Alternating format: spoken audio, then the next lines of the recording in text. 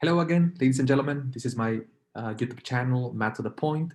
In today's lesson, we're going to talk about how to find the y-intercept of any given quadratic function without using a graphing calculator. So just to recap really quickly, the equation of a quadratic function, in this case in vertex form, is going to be the following. F of x is equal to a times x minus h to the power of 2 plus k, where a, h, and k could be any integers, fractions, decimals, or any other numbers. And what you have to remember is the following concept. Anytime you think about the y-intercept of a function, that's basically the point where the function crosses or hits the y-axis, which is the vertical axis on your coordinate plane. So that being said, I'm going to copy that down. So the y-intercept is basically the point where the function that we're talking about crosses the y-axis. People usually call it the vertical axis. It's technically the same thing. Okay, so that is the point where this happens. So that being said, when this is true, when you hit the y-intercept with these functions, what's going to happen is that the x coordinate of the point to get to this intercept is always going to be equal to 0. And that's something we're going to visualize eventually when I pull up the graphing calculator and when we graph this function. But for now, just keep in mind that if you're trying to find the point of the y-intercept, the x coordinate is always going to be equal to 0. So that being said, let's do an example.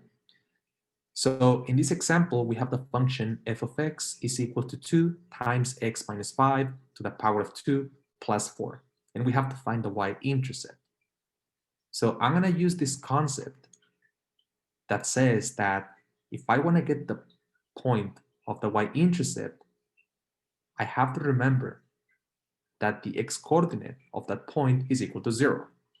So what I'm going to do here is I'm going to substitute x is equal to 0 into my function, and I'm going to algebraically find out what the output of the function f of x is, or what the y-coordinate of this point is supposed to be, in other words. So when this happens, I'm basically replacing any value of x that I see in the equation of my function with 0. And then after this, I'm going to begin simplifying by applying the order of operations. So in this case, I have to concentrate on working on the parentheses. That means I have to subtract 0 minus 5. When this happens, we get the following: 2 times negative 5 to the power of 2. And then we have to add 4. I'm going to go this way to the right-hand side. And then from here, you have to remember that before multiplying the parentheses by 2, we have to apply the exponent operation. So that being said, I'm going to be multiplying negative 5 by negative 5 because that is exactly what negative 5 to the power of 2 does. And then this is the new equation that we have up here. When I multiply negative 5 times negative 5, I get 25. Now we have to multiply 2 times 25, and we have to add 4. Lastly, based on the order of operations, we have to multiply 2 by 25, and then we get to add 4 to it. 2 times 25 is equal to 50, and then 50 plus 4 is equal to 54. So what that means, ladies and gentlemen, is that when I feed my function with an x value of 0, what comes out will be 54. So technically speaking, that is the missing coordinate to find this y-intercept. So this point right here, 0, 54, is the point to get the y-intercept on the graph of this function. Okay? And just to prove it, let's quickly go to Desmos. And this is basically the same graph that I had in my previous video. And this time, I'm going to show you. So we said that the y-intercept is this point where the function hits the y-axis, and that happens specifically here. So at this point, you can tell that the function is crossing the y-axis, and it's a single point. The location of this point is 0,54. So technically speaking, we found this location where the function hits the y-axis without having to rely on the graphing calculator at the beginning of the problem. So this proves the answer that we just found on that example. Okay, good job. Let's do another example.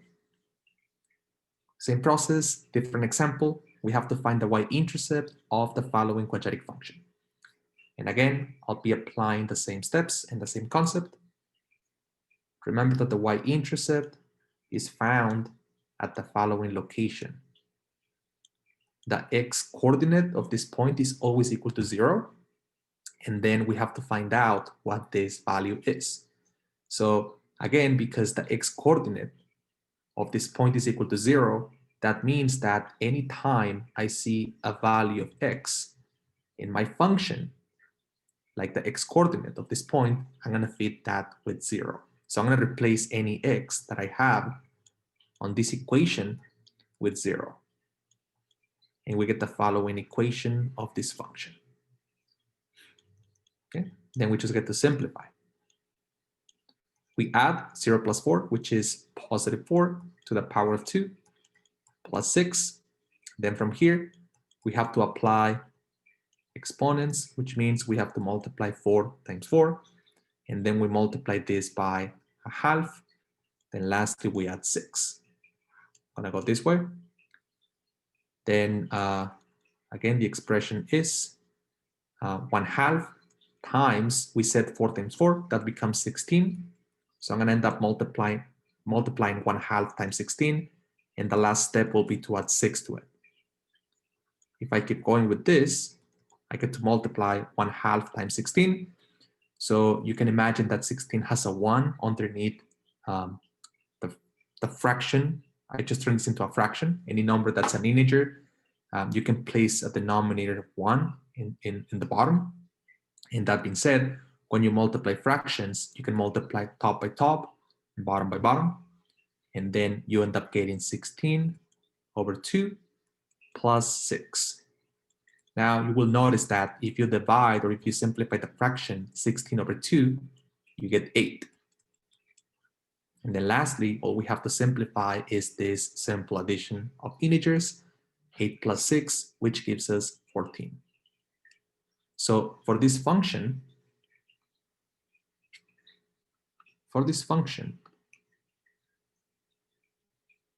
the y-intercept is found at the point 0,14. Let's prove it using a graphing calculator.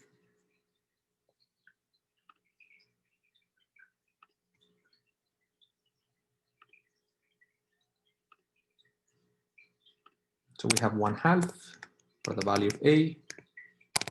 Then we have x plus 4. And then this one was plus 6. Okay? So this is my function right here. And again, the y-intercept is basically the point where the function crosses the y-axis. That happens at this point right here. That's the location of your y-intercept. Now, before ending the video, I want to make a last comment.